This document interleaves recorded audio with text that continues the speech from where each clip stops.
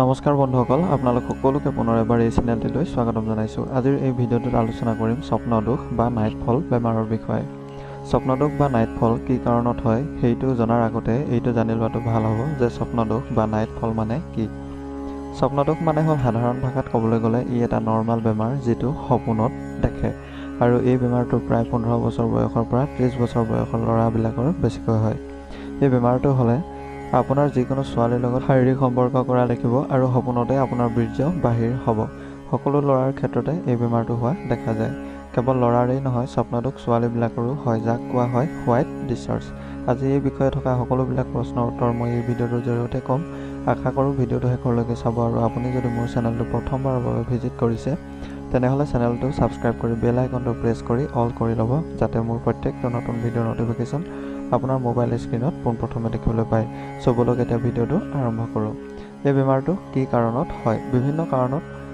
শুক্ৰ পাতল হোৱাৰ কাৰণে, অনবৰতে বেয়া কথা বা সম্ভোগ কৰাৰ কথা চিন্তা কৰি থকাৰ কাৰণে, ছোৱালীৰ বিষয়ে বেয়া কথা আলোচনা, অশ্লীল কিতাপ পঢ়া, অশ্লীল বা পৰ্ণ চিনেমা চোৱা, বেছিকৈ হস্ত মৈথুন কৰা, অতিপাত মছলাযুক্ত খাদ্য খোৱা, বেছিকৈ টেঙা খোৱা, শৌচ প্ৰস্ৰাৱ সময়মতে নকৰা, আৰু আপোনাৰ শুক্ৰ কোষত অধিক পৰিমাণে বীৰ্য জমা হোৱা, আৰু বেছিকৈ ৰাগিয়াল বস্তু খালেও এই ৰোগ হয়।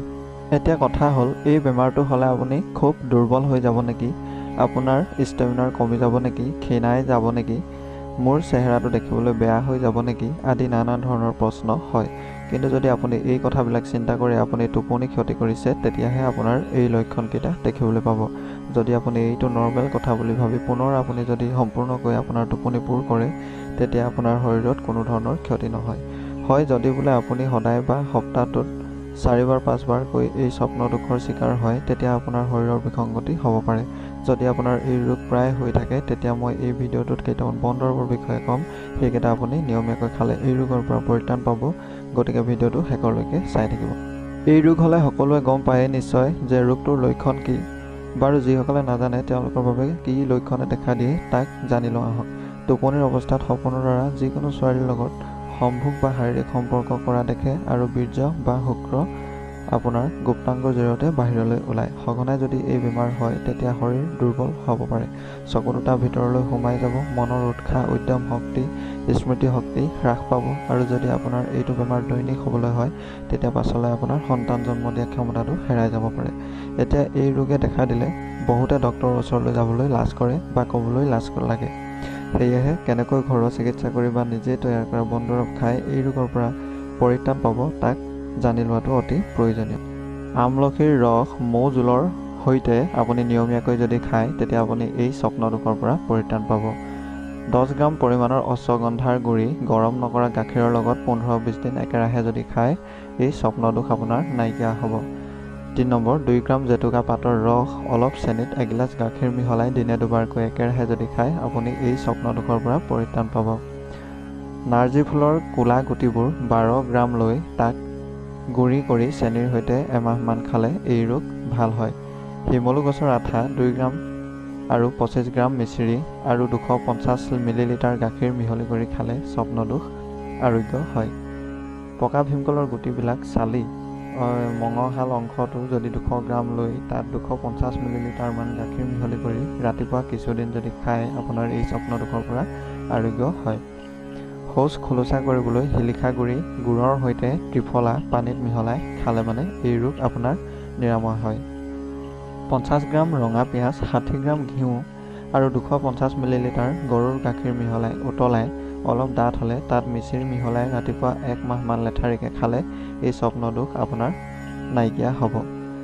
গৰম গাখীৰ 250 মিলিলিটাৰ 5-6টামান বাদাম পিহি ৰাতি শোৱাৰ সময়ত খাব লাগে। 250 লিটাৰ গাখীৰত 10টা জালুক গোটাকৈ দি তাক গৰম কৰি জালুককেইটা চেকি গাখীৰখিনি ৰাতি শোৱাৰ আগতে খালে এই স্বপ্নদোষ ভাল হয়। 50 গ্ৰাম নহৰু ঘিউৰ সৈতে খালেও এই ৰোগৰ পৰা পৰিত্ৰাণ পায়। এই ৰোগ হ'লে আপুনি কি কি কৰিব লাগে বা কেনেধৰণৰ খাদ্য খাব লাগে তাকো উল্লেখ কৰি দিছোঁ। শৌচ খোলোচা ৰাখিবলৈ চেষ্টা কৰিব লাগে। ভেকুৰী, তুলসী, আমলখি, শিলিখা, শিমলু আলু, ব্ৰাহ্মী শাক, বুটৰ দাইল, হোমথিৰা টেঙা, গৰুৰ গাখীৰ, ভীমকল, আটলাছ, কলডিল, আপেল, মৌ, আঙুৰ, পদিনা, মাটিকাঁদুৰি, পকা ফল মূল, সেউজীয়া শাক পাচলি, সহজে হজম হোৱা বস্তু, দোৰোণ শাক, মহানিম আদি খাব লাগে। সৰু মাছৰ জোল খাব লাগে। ৰাতিপুৱা মুকলি বতাহত ফুৰিব লাগে আৰু অশ্বগন্ধা খালেও এই ৰোগৰ কাৰণে ভাল। এতিয়া এই ৰোগ হ'লে কি কৰিব নালাগে বা কেনেধৰণৰ খাদ্যবস্তু খাব নালাগে তাক উল্লেখ কৰি দিছোঁ। পিঁয়াজ, জলকীয়া, মছলা, নিচাজাতীয় বস্তু, উত্তেজক বস্তু, মাছ মাংস, মাদক দ্ৰব্য, মাটিমাহ, সৰিয়হ, নহৰু আদি খাব নালাগে। সৎ আলোচনা কৰিব লাগে। আপুনি বেয়া চিন্তা বা বেয়া কথাবিলাক পাতিব নালাগে। অপ্ৰাকৃতিক সংগম অৰ্থাৎ হস্তমৈথুন কৰিব নালাগে। দেৰিলৈকে হোৱা অশ্লীল কথা ছবি বা অশ্লীল ভিডিঅ' চোৱা আৰু অশ্লীল কিতাপ পঢ়াৰ পৰা আঁতৰি থাকিব লাগে। ছোৱালীৰ লগত বেছিকৈ হলিগলি কৰিব নালাগে। বেছিকৈ ভজা পোৰা বস্তু আৰু নিমখ খাব নালাগে। বন্ধুসকল, আজিৰ ভিডিঅ'টোত ইমানেই আছিল। আপোনালোকে নিশ্চয় ভিডিঅ'টো চাই ভাল পালে। যদি ভাল পালে লাইক কৰিব, কমেণ্ট কৰিব আৰু সমূহ বন্ধুবৰ্গলৈ শ্বেয়াৰ কৰি দিব। আৰু লগতে যদি মোৰ চেনেলটো এতিয়ালৈ ছাবস্ক্ৰাইব কৰা নাই তেনেহ'লে প্লিজ ছাবস্ক্ৰাইব কৰি কাষতে থকা বেল আইকনটো প্ৰেছ কৰি অল কৰি ল'ব। ধন্যবাদ।